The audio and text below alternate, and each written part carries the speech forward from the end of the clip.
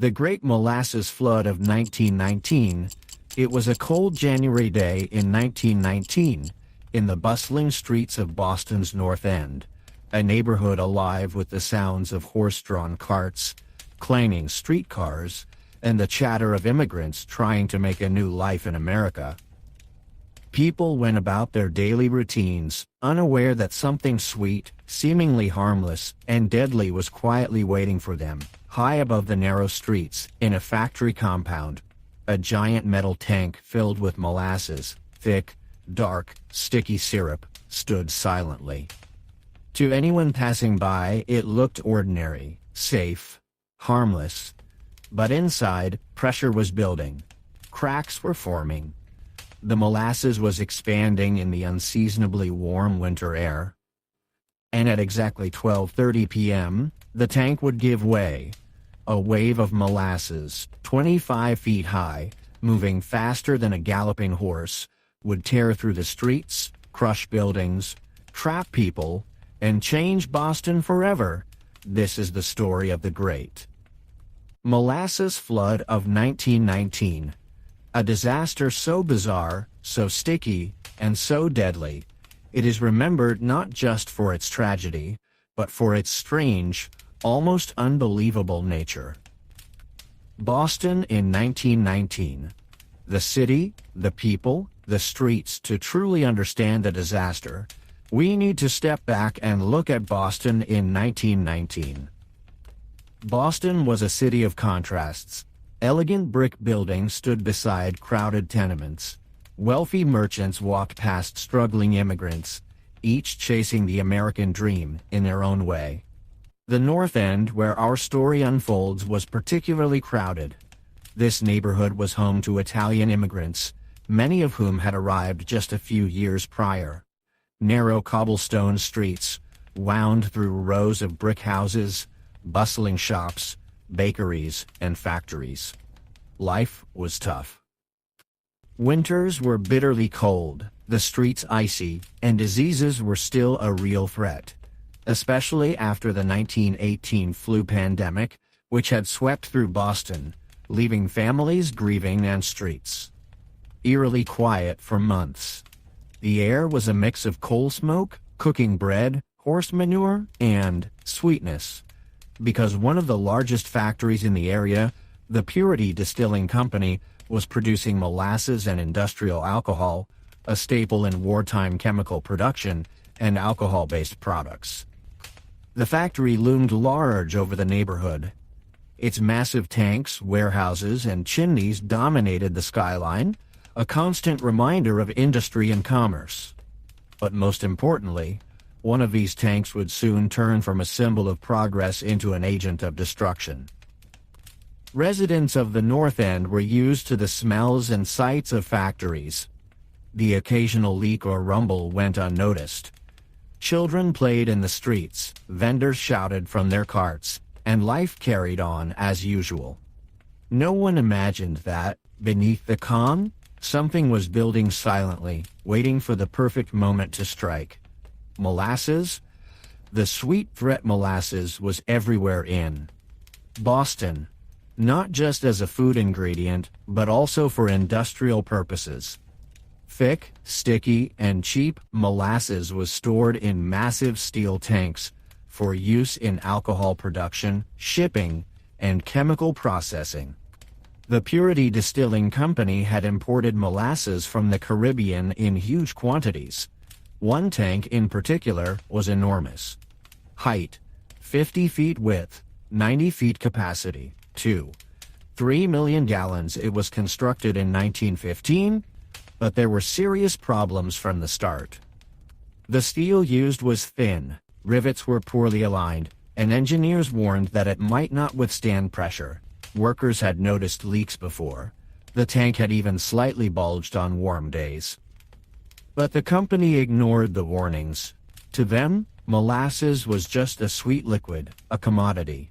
No one imagined that this syrup could become a deadly flood. The day of the disaster, January 15, 1919, it was a strangely warm winter day in Boston. For January, the temperatures had risen above freezing.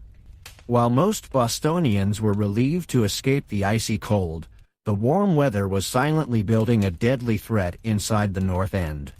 At the Purity Distilling Company, workers noticed creaking sounds from the massive molasses tank.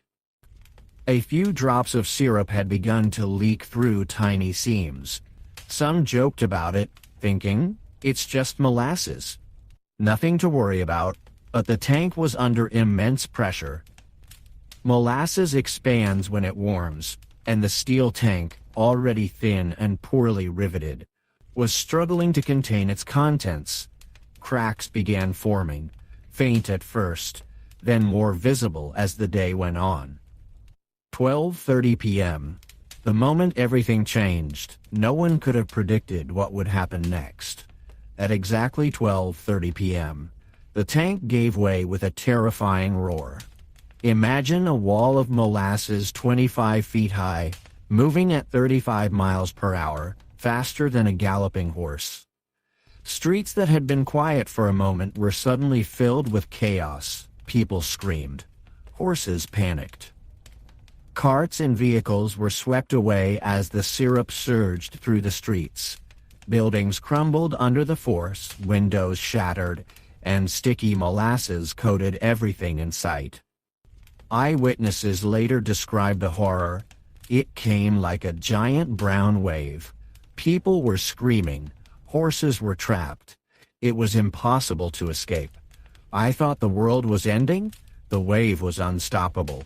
It carved its way through several blocks, leaving behind a trail of destruction that would haunt Boston for years. The immediate impact when the molasses finally settled, the devastation was clear. 21 people were killed instantly, over 150 injured, many critically, buildings and fences destroyed, horses trapped or drowned, streets blocked, making rescue operations nearly impossible. The North End had turned into a sticky, suffocating nightmare. Rescue workers had to wade through waist-deep syrup just to reach trapped victims. Children, elderly, and workers were among those struggling to survive. Hospitals were overwhelmed. Doctors worked tirelessly, trying to save lives while dealing with the odd and sticky injuries caused by molasses, suffocation, crushing, and extreme burns. Eyewitness accounts. One resident recalled, "I saw Mr. Romano trying to pull his horse from the street, but it was like trying to pull it from cement." The molasses had it in its grip, and there was nothing he could do. Another said, "Children screamed as their shoes and clothes got stuck. We were wading through syrup, trying to reach the others. It was terrifying. I could hardly breathe." Even years later, survivors described the scene as apocalyptic yet surreal, like a sweet brown ocean flowing through the streets of Boston. The cleanup begins. Rescue operations were slow and grueling. The molasses was incredibly sticky, clinging to everything. Firefighters used salt water from hoses, while volunteers and workers dug with shovels and bare hands. Animals were rescued where possible, though many did not survive. Streets remained blocked for days. The smell of molasses lingered in the neighborhood for months, a constant reminder of the disaster. Even after the cleanup, Boston residents remembered. Even a summer, sometimes you could still smell it. Sometimes you could taste it in the air. Sometimes you could taste it in the air. Rescue, recovery, and survivor stories. The streets of Boston's North End were transformed into a sticky battlefield. Rescue workers, volunteers, and even ordinary citizens rushed to help, but the molasses was unlike anything anyone had dealt with before. It wasn't just liquid, it was thick, viscous, and suffocating, clinging to everything it touched. The rescue efforts. Firefighters were the first to arrive, but they struggled. Hoses were largely useless against the dense syrup. Volunteers formed human chains, trying to reach trapped victims. Each movement was slow, exhausting, and dangerous. Hospitals were flooded with injured people, fractured bones, suffocation, and injuries caused by being crushed under debris and molasses. One doctor remembered, people were slipping, falling, and getting stuck. Some arrived with molasses hardened on their clothes, hair, and skin. It was like nothing I had ever seen. Even the animals were victims. Horses essential for transportation were trapped or drowned in the syrup. Some workers risked their own lives to free them, prying limbs free with whatever tools they could find. Survivor stories. Maria Rossi, a young woman living 2 blocks from the tank, recalled, "I was in my kitchen when I heard a roaring sound. Then it hit. The walls shook. Molasses came through the street, dragging my neighbors in our delivery carts. I grabbed my little brother and ran for the alley. We barely made it." Antonio Romano, a local cart driver, described his experience. "I tried to save my horse, Giuseppe, but it was stuck. I couldn't pull him free. I was almost trapped myself. A stranger came running, grabbed the reins, and together we managed to escape." Giuseppe survived, thankfully, but I'll never forget that brown tide. Little Johnny Mancini, only 8 years old, was found waist-deep in molasses, clinging to a fence. Volunteers said, he was crying but alive. His clothes were ruined, and he smelled of syrup for days, but he survived. These individual stories, repeated hundreds of times, show the human cost of the disaster. It wasn't just numbers or statistics. It was lives interrupted, families traumatized, and a community shaken to its core. Cleanup challenges. Once immediate rescue ended, the real challenge began, removing millions of gallons of molasses from the streets. Crews poured steam, sand, and salt water to loosen the sticky syrup. Streets were blocked for weeks, disrupting businesses and daily life. Residents had to navigate sidewalks that were still coated in a thin layer of molasses weeks later. Buildings required extensive cleaning. Some walls and floors were permanently stained. Eyewitnesses recalled, "We shoveled it, hosed it, and scrubbed it, but it was everywhere. You could taste it in the air during summer. It was inescapable." Psychological impact. The disaster left long-lasting trauma. Families who lost loved ones mourned for years. Survivors described recurring nightmares. Some avoided the North End entirely, afraid of another brown wave. Boston itself changed. The disaster became a lesson in industrial safety, reminding everyone that negligence, even in seemingly harmless industries, could have deadly consequences. Legal battles and corporate accountability. The Great Molasses Flood wasn't just a disaster of sticky destruction, it was also a battle of law and responsibility. As soon as the immediate rescue ended, angry families began seeking justice. Public outrage. The people of Boston were furious. How could a company be so negligent? The tank had been leaking, bulging, and showing warning signs for years, yet no one took proper action. Newspapers ran headlines like, "Molasses Tank Ignored," "Lives Lost," "Boston's Sweet Disaster." Could it have been prevented? The city demanded answers. Families of the deceased and injured began filing lawsuits against Purity Distilling Company, claiming gross negligence. The lawsuits began. Over 100 lawsuits were filed, each representing families who had lost loved ones, injured survivors, or damaged property. The legal battle was complex. Purity Distilling tried to shift blame, claiming the tank had been sabotaged or that the flood was an act of God. Families' lawyers argued that the tank was poorly designed, poorly constructed, and negligently maintained. Engineers were brought in as expert witnesses to testify about the structural weaknesses of the tank. One engineer stated, "The steel was too thin, the rivets were weak, and the tank should never have held that much molasses. It was an accident waiting to happen." The courtroom drama. The trials dragged on for 7 years, making it one of the longest legal battles in Boston's history at the time. During the proceedings, witnesses described the horrific scenes of January 15, 1919. Survivors gave emotional testimonies, recounting injuries, fear, and loss. Engineers demonstrated how temperature fluctuations and poor construction led to the disaster. Purity Distilling tried every defense tactic, but the evidence was overwhelming. The court could not ignore the years of neglect that directly caused the flood.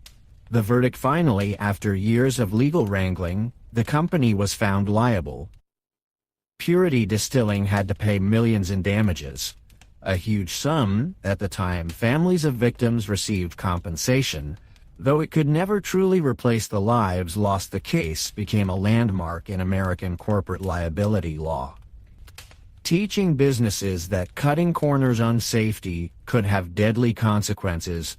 Broader impact. The flood didn't just affect Boston legally, it also had a nationwide impact on industrial regulations. Construction standards for large tanks and storage facilities were revised. Companies began to take safety inspections seriously. Engineers and workers were now empowered to report unsafe structures without fear. The Great Molasses Flood, once just a bizarre tragedy, had now reshaped industry practices across America. Weird and fascinating facts about the molasses flood. The Great Molasses Flood was deadly serious, but it was also strangely bizarre, the kind of story that sounds almost made up. Here are some of the weirdest and most fascinating details. 1. Molasses is heavier than water. Molasses isn't just sticky, it's denser than water. 1 cubic foot weighs about 10 pounds, meaning the wave carried enormous destructive force, enough to crush buildings and vehicles. This is why the molasses moved so fast and caused devastation far beyond what people expected. 2. Temperature made it worse. The day of the flood was unusually warm for January, causing molasses to expand inside the tank. When the tank burst, a sudden cold snap in the area made the molasses even thicker and faster, almost like a brown tsunami. 3. Speed of the molasses. The wave moved at around 35 miles per hour, faster than most people could run. Witnesses said it felt like an unstoppable force, sweeping through streets and crushing everything in its path. 4. Cleanup took weeks. Cleaning Boston was far from simple.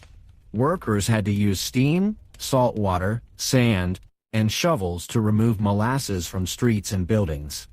Even months later, residents reported that the sticky smell lingered, and traces could be seen in corners and cracks of buildings. 5. The disaster inspired urban legends. People often joked that Boston's North End was haunted by molasses. Children were told to stay away from the streets lest a brown wave appear again.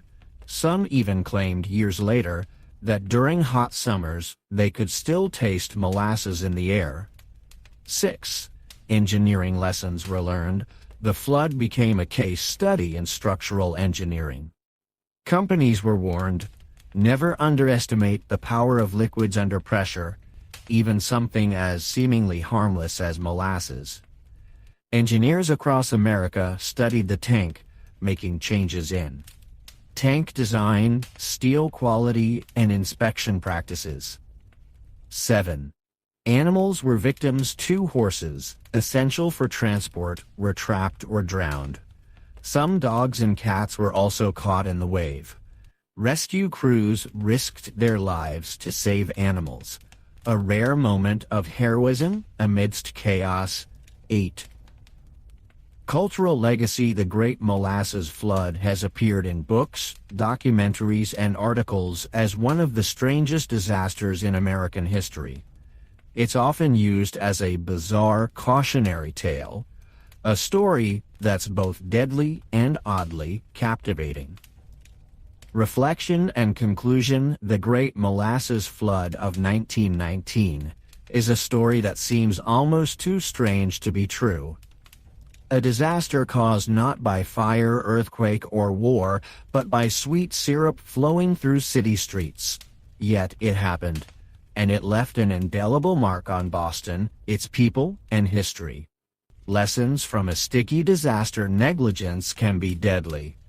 The disaster reminds us that ignoring warning signs, no matter how small, can lead to catastrophe. Even the sweetest things can be dangerous. Molasses, something people associate with food and comfort, became a killer in the wrong conditions. Human resilience and heroism. Amid the chaos, ordinary people risked their lives to save neighbors, animals, and strangers. Their courage shines even in a sticky, grim scenario. History is full of hidden stories. Not every tragedy is well known, but every event teaches us lessons about safety, responsibility, and community. The bizarre beauty of history. Sometimes, history surprises us. It shows us that the world can be strangely ironic, oddly cruel, and curiously fascinating. The Great Molasses Flood is a perfect example, a disaster so unusual that it captures our imagination, yet tragic enough to remind us of the fragility of life and human structures. Boston learned. Laws changed. Engineering improved. Families healed as best they could. And for over a century, the story has been passed down, not just as a cautionary tale, but as a weird, sticky, unforgettable chapter in American history.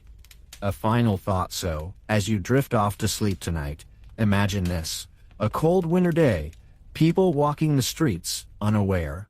Above them, a giant tank of molasses, calm and silent.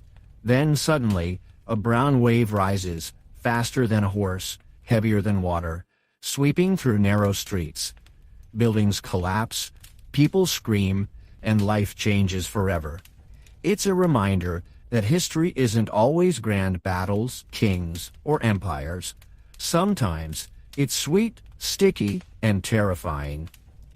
And sometimes the most ordinary things can become extraordinary disasters. Not all disasters roar.